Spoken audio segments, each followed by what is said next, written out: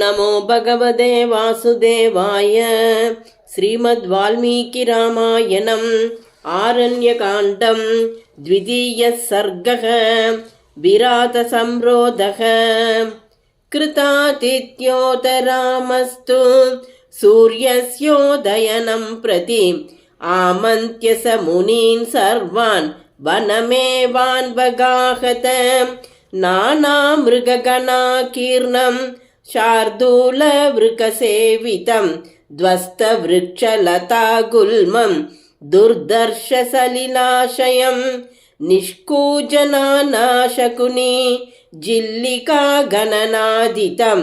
लक्ष्मणानुचरो रामः वनमध्यं ददर्शः।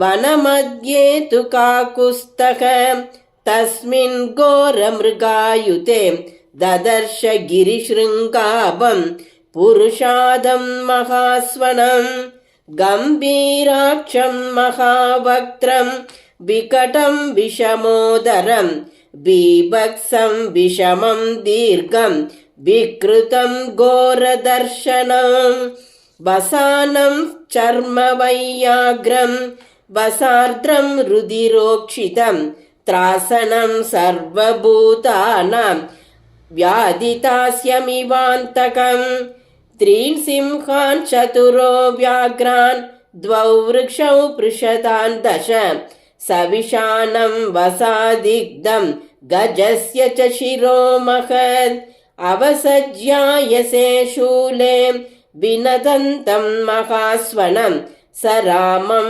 लक्ष्मणं चैव सीतां दृष्ट्वा च मैथिलीम् अभ्यदावद संक्रुद्धः प्रजाकाल इवान्तकः सकृत्वा भैरवं नादं चालयन्निव मेदिनीम् अङ्केनादाय वैदेहीम् अवक्रम्य ततो ब्रवीन् युवां जडाचीरधरौ सभार्यौ क्षीणजीवितौ प्रविष्टौ दण्डकारण्यं शरचापासिदारिणौ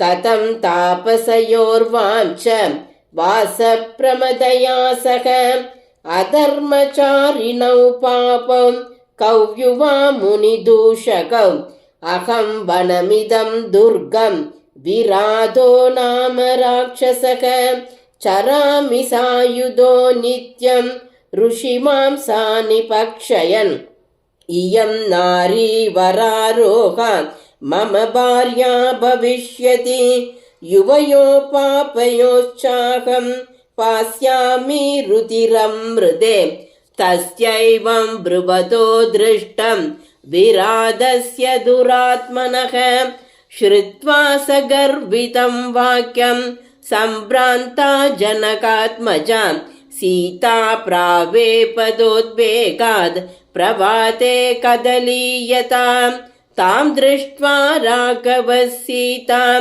विरातां गगदां शुभाम् अब्रवीत् लक्ष्मणं वाक्यं मुखेन परिशुष्यतां पश्य सौम्य नरेन्द्रस्य जनकस्यात्मसम्भवां मम भार्यां शुभाचारां विराधाङ्के प्रवेशिताम् अत्यन्तसुखसमृद्धां राजपुत्रीं यशस्विनीं यदभिप्रेतमस्मासु प्रियं वरवृतं च यत् कैकेय्यास्तु सुसम्पन्नं क्षिप्रमध्यैव लक्ष्मण यान तुष्यति राज्येन पुत्रार्थे दीर्घदर्शिनीं ययाहं सर्वभूतानां हितप्रस्थापितो वनम् अद्येदानीं सकामासा या माता मम मध्यमां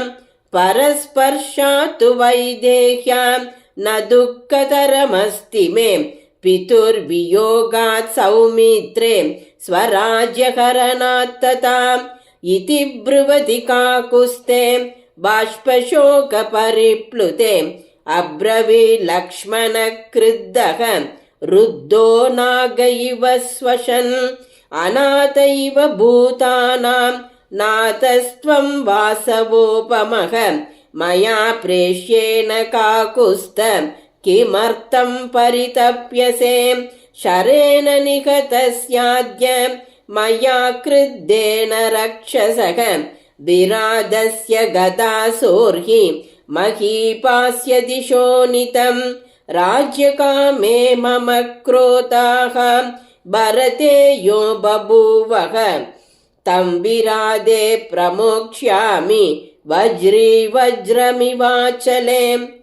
मम भुजबलवेगवेगितः पततु शरोऽस्य महान् महोरसि व्यपनयतु तनोच्च जीवितं पततु ततः स महीं विगूर्णितः। इत्यार्षे श्रीमद् रामायणे वाल्मीकिये आदिकाव्ये चतुर्विंशतिसहस्रिकायां संहितायाम् आरण्यकाण्डे विराटसंरोधो नाम द्वितीयः सर्गः। श्रीदाशरथाय विद्महे सीतावल्लभाय धीमहि तन्नो रामः प्रचोदयात्।